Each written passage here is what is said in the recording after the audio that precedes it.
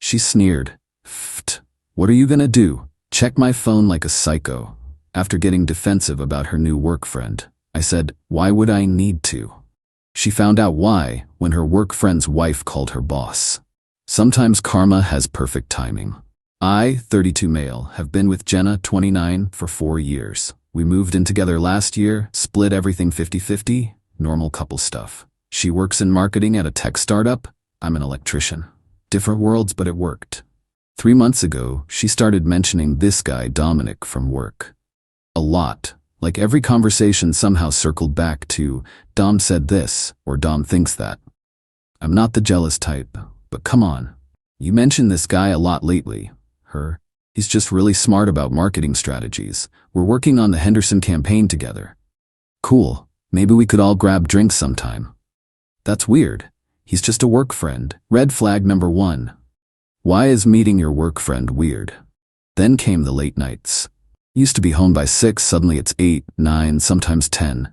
Always with perfectly reasonable explanations. Client dinners, campaign deadlines, team brainstorming sessions. Meet another late night? Her the Henderson pitches next week. Dom and I need to nail this presentation. Just you two? The whole team stays late. Except her Instagram stories show just 2 coffee cups, 2 laptops, 2 chairs pulled close together in an empty conference room at 9 p.m. Last Tuesday she came home glowing. Not work accomplished glowing. That other kind of glowing. Good day? Her Dom got promoted to senior creative director. We went to lunch to celebrate. We as in the team? Her, why are you being like this? Like what? Jealous. Possessive. It's not attractive. I'm just asking who went to lunch. Pfft. What are you gonna do? Check my phone like a psycho. Me, why would I need to? She sneered at me. Actually sneered. Like I was pathetic for even having feelings about my girlfriend having intimate lunches with another man. Her, exactly. Because you trust me, right? Me, right. But here's the thing. I did trust her. Past tense. Because trust isn't just about what you do. It's about how you react when someone who loves you expresses concern. And she didn't reassure me. She attacked me. Update 1. So remember how I said I'm an electrician? Funny thing about that. We do work for a lot of businesses in the area, including, as it happens, the building where Jenna's startup rents office space. I wasn't snooping. I need to be really clear about that. I was literally there doing my job, replacing some outlets on the 3rd floor. Jenna's office is on the 5th. At lunch I'm in the lobby heading out to grab a sandwich. Elevator opens. There's Jenna and Dom and absolutely no one else from their team lunch. She sees me, goes white, then red. Jenna, what are you doing here? Me, working. Johnson Property Management, remember? What are you doing? Pfft. You must be the boyfriend. Heard so much about you. I shake his hand. Notice Jenna hasn't mentioned I'm an electrician who regularly works in this building. All good things, I hope. Oh. Jenna keeps her personal life pretty private. Interesting. Because I know everything about Dom, his degree from Northwestern, his rescue dog named Biscuit, his marathon training, his recent breakup with some clingy girl who didn't understand his ambition. We were just grabbing lunch. Cool. Where'd you go? This great little place around the corner. Chez Laurent? I know Chez Laurent. It's the place Jenna suggested for our anniversary dinner.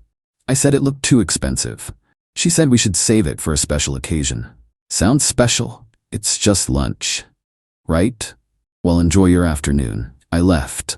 Went home that night like nothing happened.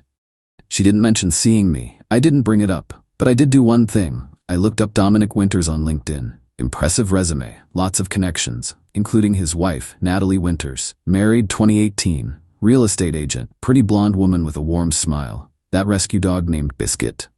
In every family photo with Dom, Natalie, and their 2 kids.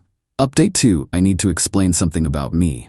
I don't do dramatic confrontations. I don't yell. I don't throw things. When I'm hurt, I get quiet. When I'm angry, I get strategic. I spent a week being the perfect boyfriend. Attentive but not clingy. Supportive of her work. Even asked about the Henderson presentation. Me. How'd the pitch go? Her, amazing. The client loved our concept. That's great, babe. You and Dom make a good team. Her. Yeah. Professionally. Of course. Meanwhile, I'm documenting everything. Not like a creep with a notebook, just paying attention. Wednesday, she says she's at yoga, but her yoga mat is in the hall closet. Thursday, she's shopping with her sister, but her sister posts from a concert 2 hours away. Friday, she's working late, but her laptop is on the kitchen counter. And every lie comes with this entitled attitude. Like, how dare I even exist in a way that might interfere with whatever she's doing? She starts picking fights about nothing. My work boots by the door, the way I load the dishwasher, how I breathe too loud when I sleep. I just feel like you don't respect my space. We live together. That doesn't mean you own me. Never said I did. You monitor everything I do. I literally haven't asked you a single question all week. Exactly, it's like you don't even care about my life anymore. The entitlement is insane. She wants to have her side thing and have me be enthusiastically supportive of it without knowing it exists. Saturday morning, she announces she's going to a marketing conference. Very last minute. Very important for her career. Starts at 3 p.m. and includes an evening networking session. Might be home very late. Might just get a hotel room if the networking goes too long. Meet on a Saturday? Her professional development doesn't follow a 9-to-5 schedule. Which conference? You wouldn't know it, it's industry specific. Try me. Digital Marketing Innovation Summit. I Google it while she's in the shower. It was last month. But I smile and kiss her goodbye, tell her to have fun, learn a lot, network hard, then I go to work. Not electrical work. Detective work. See, Natalie Winters has a very public Instagram. Lots of family content. Motivational real estate quotes. And a story posted that morning. Date night with hubby. First time leaving the kids with a sitter in months. Update 3 Saturday night. Jenna's at her conference. I'm home scrolling through Netflix when my phone rings. Unknown number. Me, hello? Woman, is this Jenna's boyfriend? Yes? This is Natalie Winters, Dom's wife.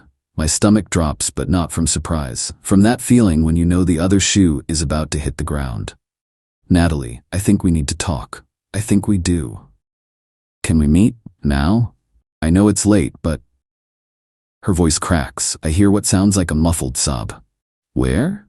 We meet at a 24-hour diner. She looks exactly like her pictures except her eyes are red and her hands won't stop shaking. She shows me her phone. Screenshots of texts between Dom and someone saved as Henderson Project. Can't wait for tonight. Tell her it's a conference thing. Mine thinks it's date night with a sitter. Perfect. 3 p.m., Marriott downtown, room 412. Wear that dress from lunch. Natalie, I hired a PI last month. He sent me these an hour ago. She slides photos across the table. Dom and Jenna entering the Marriott. Timestamp 3:47 p.m. Not grainy, distant shots either. Clear high-res, no question who it is. I'm done. I'm done pretending I don't know. Done believing his lies. How long have I known, or how long has it been going on? Both. Natalie, suspected for 2 months. Been going on for at least 3. Maybe more. What are you gonna do? Burn it all down. Foul. She smiles. It's not a nice smile. Did you know most tech startups have moral turpitude clauses? Especially ones that just secured Series B funding from family-friendly investors? I did not know that. My brother-in-law is their lead investor. Oh. Update 4 Sunday morning. Jenna comes home at 7 a.m. looking conference tired. I'm making breakfast. How was the networking? Her exhausting, but worth it. Learn anything interesting? Her tons. Dom introduced me to some amazing people. Dom was there? She freezes, just for a second. Yeah, I mentioned he was going. Must have missed that. You never listen anyway. There it is. The deflection, the attack. The entitlement to lie and then get mad at me for existing in a way that makes lying inconvenient. Monday morning, I'm back at her office building. Legitimate work this time. Emergency repair on the 2nd floor. Around 10 a.m., the whole building starts buzzing. Not literally. That gossip energy that means something big is happening. By lunch, I piece it together from overheard conversations. Senior Creative Director Dominic Winters has been terminated. Effective immediately. Security escort and everything. I text Jenna, how's your Monday? Or insane, you won't believe what happened. Try me. Her Dom got fired out of nowhere. That's crazy. Why? No one knows. But someone does know. Natalie's brother-in-law, who apparently takes family values in his portfolio companies very seriously, who received an anonymous tip about inappropriate conduct between a senior director and a subordinate, who launched an investigation Sunday night that revealed expense reports for lunches at Chez Laurent charged as client meetings when the clients were in different states, hotel bookings on the company card, security footage of after-hours work sessions. Jenna comes home in tears. Not sad tears. Rage tears. This is insane. Dom didn't do anything wrong. Nothing? It's office politics. Someone was jealous of his promotion. Maybe. You don't understand. This affects me too. We were a team. Were you? On the Henderson account? God, why do you have to make everything sound dirty? The entitlement is off the charts. She's mad at everyone except herself. Mad at whoever reported Dom. Mad at the company for their archaic policies. Mad at me for not being supportive enough of her trauma. I should quit in solidarity. That's definitely an option. You're supposed to talk me out of it. Why would I do that? Because you're my boyfriend. You're supposed to care about my career. Me, I do care. That's why I think you should do whatever feels right. She storms off to call her sister. I hear her ranting about moral superiority and jealous coworkers and how some people can't stand to see others succeed. Tuesday morning my phone rings. Natalie, phase 1 complete. How are you holding up? Better than I've been in months. Did she tell you? Oh yeah, apparently it's a conspiracy. Dom said the same thing, right before I served him divorce papers. At his office? At the Marriott, room 412, with photos of him entering with your girlfriend. Ouch. Ready for phase 2? What's phase 2? Well, I've been thinking, your girlfriend isn't just a victim of Dom's manipulation, is she? No, she's not. So why should she get to play the victim now?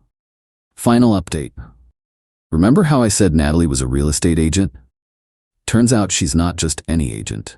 She's one of the top commercial agents in the city. The kind who knows everyone and everything about the business community, including the fact that Jenna's startup is looking for new office space. Their lease is up in 2 months. They need a bigger place for their Series B expansion. Also turns out that Natalie's firm represents 80% of the suitable properties in their price range. Funny how that works, but we'll get to that. First, Jenna's week from hell. Monday, Dom fired. Tuesday, divorce papers filed. Wednesday, the real fun begins. See, when you fire someone for inappropriate conduct, people talk. And when those people find out the inappropriate conduct was with a specific coworker, they really talk. By Wednesday afternoon, everyone knows. The looks, the whispers, the suddenly full conference rooms when Jenna needs to book one. She comes home furious. Everyone thinks I'm some kind of homewrecker. Are you? He said he was separated. Interesting. First admission that anything happened. Was he? How should I know? You could have asked. I did ask. He said his marriage was over. They were just staying together for the kids. Classic. Just don't. I'm the victim here too. Of what? Of lies, of manipulation, of stop looking at me like that. Like what? Like you know something. Thursday, Jenna gets called into HR. They need to review all her projects with Dom. Make sure everything was appropriate. Standard procedure when a senior employee is terminated for conduct issues with a subordinate. They find the expense reports, the ones where she signed off on client lunches that weren't. The hotel conference room bookings for presentations that never happened. Minor fraud, but fraud nonetheless. She's not fired, but she's on probation, stripped of the Henderson account, moved to a different team, a demotion in everything but name. This is insane. Everyone does it. Me, does what? Fudges expense reports a little? For dates with married coworkers? It wasn't. We were discussing work too. I'm sure you were. Why aren't you on my side? What side is that? My side. Your girlfriend's side. The woman you supposedly love. I did love you. Did? Friday, the CEO sends a company-wide email about professional conduct and expense policy. No names mentioned, but everyone knows. Jenna works from home, says she can't face the office, but she still has that entitlement, that rage that this is happening to her rather than because of her. I'm going to sue. For what? Hostile work environment. Good luck with that. I have evidence, screenshots of people gossiping about me on Slack. About things you actually did? That's not the point. Saturday. I'm packing. Not dramatically, not making a scene, just quietly putting my things in boxes while she's at her sister's. She comes home and loses it. What are you doing? Me, leaving. Because of this? Because of one mistake. Which mistake? The lying, the cheating, the gaslighting, the expense fraud? I never admitted to cheating. Me. Natalie showed me the photos. Her face goes white, then red, then purple. That psycho was stalking us? Her PI was investigating her cheating husband. You were just collateral damage. This is illegal, invasion of privacy. In a public hotel lobby? You've been talking to her, behind my back? The entitlement. Even now. She cheats, but I'm the betrayer for talking to the wife of the man she was sleeping with. How long? Does it matter? You planned this. You got Dom fired. Natalie did that. You helped her. I didn't stop her. Same thing. Is it though? She starts throwing things, not at me, just around, pillows, magazines, the entitlement evolving into rage that consequences exist. Her, you ruined my life. Me, no. You did that. Over one mistake, over 100 lies. I was going to tell you when I figured out what I wanted. And what did you want?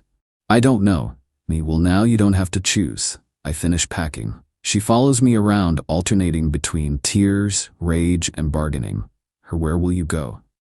Got a place lined up? Already? You've been planning this, yes. That's so cold. Is it? I made one mistake. No, you made choices. Every day, every lie, every late night, every sneer when I asked questions, choices. So that's it? 4 years and you just walk away? You walked away months ago. I'm just making it official. I load my truck. She stands in the doorway. I hope you're happy. Me, I will be. You're gonna regret this. No, I'm not. Moved into my new place. 1 bedroom, quiet, mine. Been hitting the gym. Reconnecting with friends I'd neglected. Funny how you don't realize how small your world got until you expand it again. Heard through mutual friends that Jenna's job hunting. Apparently her company's new office search isn't going well. Every decent property is somehow already in negotiations or just slightly out of budget. Natalie's reach is long. Also heard Dom's divorce is getting messy. Turns out the PI found more than just Jenna. There was a Henderson project, a Morrison meeting, and a Thompson task force. Dude had a whole roster. Natalie's taking him for everything. Jenna texted me last week. Can we talk? I didn't respond. She texted again. I know I messed up, but we had something special. Still didn't respond. Final text, you're really gonna throw away 4 years over this? I almost responded to that one. Almost texted back, you threw it away. I just took out the trash. But I didn't, because the opposite of love isn't hate, it's indifference. And I'm finally, peacefully, indifferent. My phone rings, unknown number. I almost don't answer, but curiosity wins. Me, hello. Woman, hi, is this the electrician who did the outlets at the Parkside building last month? Me, yes.